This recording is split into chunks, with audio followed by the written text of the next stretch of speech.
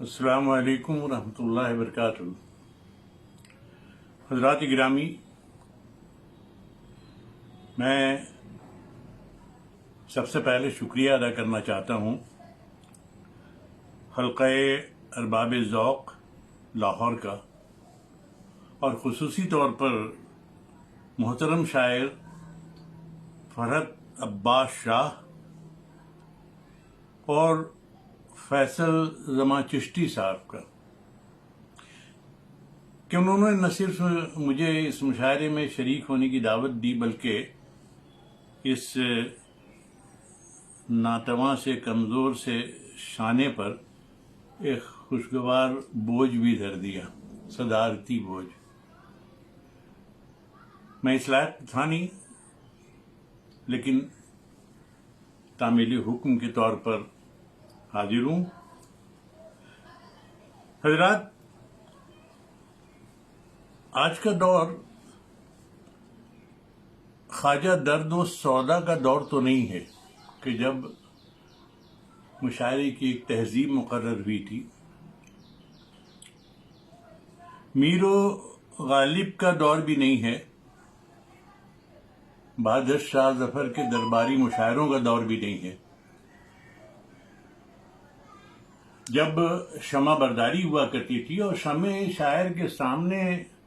رکھی جاتی تھیں جنہیں غزل پڑھنا ہوتی تھی، آج کا دور کافی آگے بڑھ چکا ہے۔ آج شمعیں شاعر کے سامنے رکھی نہیں جاتی، بلکہ شاعر شمعوں کے سامنے ہی نہیں بلکہ پروانوں کے سامنے پیش کیے جاتے ہیں۔ اور مزے کی بات یہ ہے کہ ایک شاعر ایک ہی لمحہ ہر جگہ موجود ہوتا ہے، یہاں بھی، وہاں بھی، وہاں بھی، وہاں بھی۔ حضرات،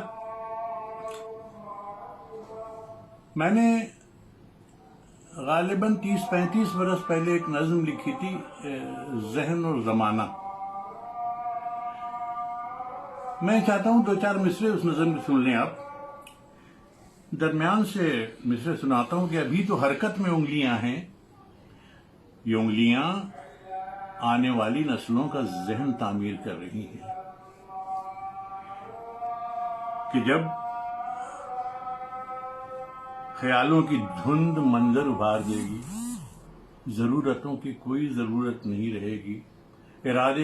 ارادے تشنا لبی کا ماتم نہیں کریں گے، ارادے تشنا لبی کا ماتم نہیں کریں گے، اور وہ عہد غالباً آگے آیا۔ آگے میں نے لکھا تھا کہ جب ہمارا جسم جو ہے وہ سمٹ جائے گا، ذہن جو ہے وہ پھیل جائے گا۔ یہ ذہن کے پھیلاؤ کا زمانہ ہے۔ غالباً ادبی حلقوں میں اس کی شروعات ہو چکی ہے، اور خصوصی طور پر میں یہ دیکھ رہا ہوں کہ یہ عالمی وبا کرونا کے لاک ڈاؤن پیریڈ میں جب ہم مشاعرے اپنے روایتی انداز میں نہیں کروا سکتے، تو یہ ایک بہت ہی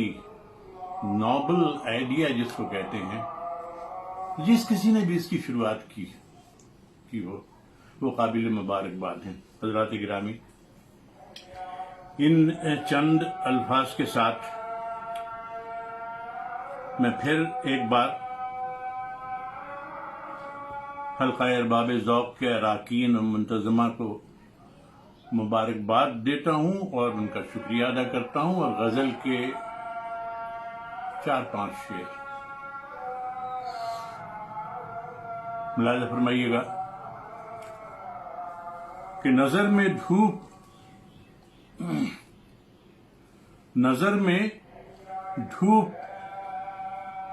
مٹھی میں ہوا رکھنا بھی آتا ہے، نظر میں دھوپ مٹھی میں ہوا رکھنا بھی آتا ہے، اور سرے طاق جبیں روشن دیا رکھنا بھی آتا ہے، سرے طاق جبیں روشن دیا رکھنا بھی آتا ہے۔ پھر دیکھیے گا کہ ببولوں پر کفے باد صبا رکھنا بھی آتا ہے، بگولوں پر کفے باد صبا رکھنا بھی آتا ہے، میاں رت کوئی ہو پتا ہرا رکھنا بھی آتا ہے، میاں رت کوئی ہو پتا ہرا رکھنا بھی آتا ہے۔ اور یہ شعر بطور خاص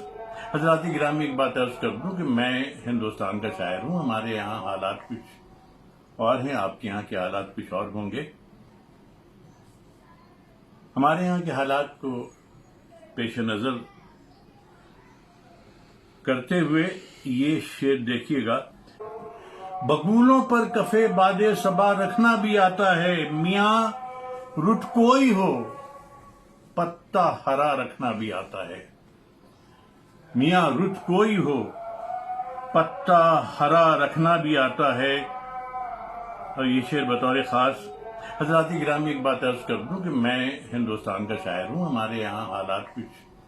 اور ہیں، آپ کے یہاں کے حالات کچھ اور ہوں گے۔ ہمارے یہاں کے حالات کو پیش نظر کرتے ہوئے یہ شعر دیکھیے گا، میاں رت کوئی ہو پتا ہرا رکھنا بھی آتا ہے، گزرتے رہتے ہیں ہر روز کتنے پلسراتوں سے، گزرتے رہتے ہیں ہر روز کتنے پلسراتوں سے، جس صنم خانے میں رہتے ہیں خدا رکھنا بھی آتا ہے، صنم خانے میں رہتے ہیں خدا رکھنا بھی آتا ہے، رگوں میں سرسراتی گرمیاں بھی تیز رکھتے ہیں، رگوں میں سرسراتی گرمیاں بھی تیز رکھتے ہیں، اور زبانوں پر کسیلا ذائقہ رکھنا بھی آتا ہے، زبانوں پر کسیلا ذائقہ رکھنا بھی آتا ہے، ستاروں کی مدد سے راستے ہم طے نہیں کرتے، ستاروں کی مدد سے راستے ہم طے نہیں کرتے، ہتھیلی پر لکیروں کے سوا رکھنا بھی آتا ہے، ہتھیلی پر لکیروں کے سوا رکھنا بھی آتا ہے، اور بہت محبوب رکھتے ہیں حساب دوستاں اسلم، بہت محبوب رکھتے ہیں حساب دوستاں اسلم، نگاہیں پڑھ بھی لیتے ہیں لکھا رکھنا بھی آتا ہے، بہت محبوب رکھتے ہیں